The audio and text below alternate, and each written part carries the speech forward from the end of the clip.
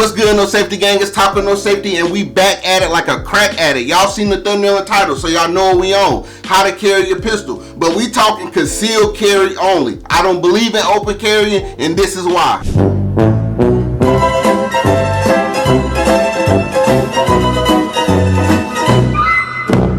So go get your gun, clear it, clean it, dry fire it, do whatever you gotta do, but watch this video.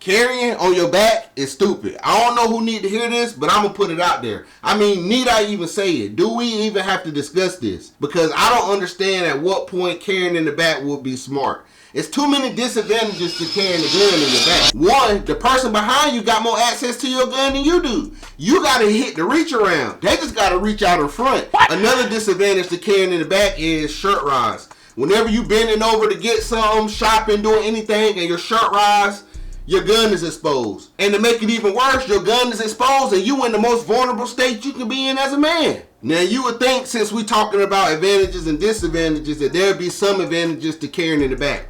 Well, I don't know any. If you know something that I don't know, comment down below. But I can tell you another disadvantage to carrying the gun in your back, and that's getting it from the holster. You gotta reach around, grab it, pull up, and then present your weapon. And to me, that's dangerous. To reach around and have to swing the gun around to present it, it's crazy. It also seems like too difficult of a position to even train from. Who want to sit there all day and do this? I mean, how do you even lift your shirt? I don't know, because I don't train that way, and I don't need to train that way because I don't plan on carrying in the small of my back. Another one too is sitting down. When you sit down, you sitting on the gun. How are you able to get it up from the small of your back if you sitting on the damn gun? That's another disadvantage to carrying in the back. Let me ask you this. If you in a terrible situation, getting robbed or anything like that, and somebody got a gun pointed on you, tell me how quick you think you can be to reach around your back, pull the gun up, swing the gun around, present it, and do all that before getting shot. I don't see that happen unless you superhuman, and I don't think any of them exist. Now, a lot of y'all might hear these disadvantages and it might not be a big deal to you. Again, this all just my opinion anyway. If you want to carry one in the back and that's how you like it, hell, you like it, I love it. Do your thing, big dog. But carrying in the back ain't for me.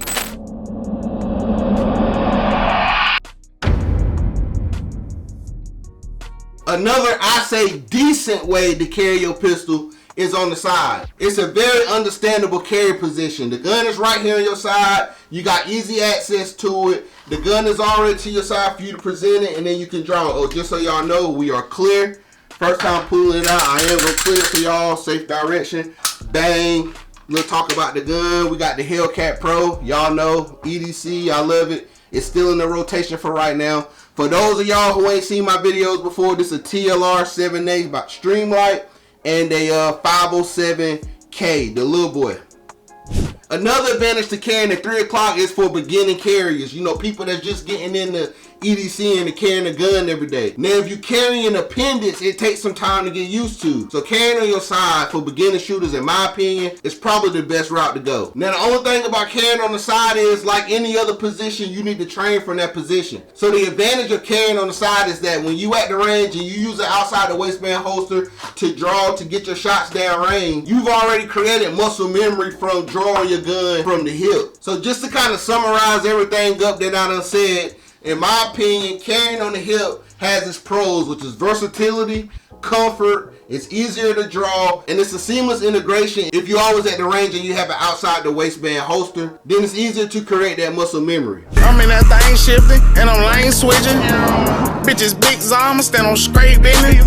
So let's get into appendix carry. That's my favorite way to carry. I'm carrying appendix 99% of the time. For those of y'all who don't know, appendix carry is right here, front and center. 12 o'clock, some say 1 o'clock, some say 2 o'clock. I keep mine at 12 o'clock. The biggest advantage to carrying the appendix is that you got both hands. You never know, you might have to smack the shit out somebody attempting to grab your gun. All jokes aside, that's a reality, so stay on point. You got quick access to your gun when you carrying the appendix, because again, you got both hands. You can use them both equally. Whatever hand you are, right hand, left pull up the shirt, right, draw, center of your body, on target, bang. And I know it's gonna be some people out there who don't agree, but you must admit, whenever you draw from appendix, it is more of a natural movement to push your hand straight to the center of your body. But think about it, your hands going to the front of your body is the most natural movement you can make. Especially you're a man, think about all the times you done took a piss in your life and you had to reach out front. That's a natural movement.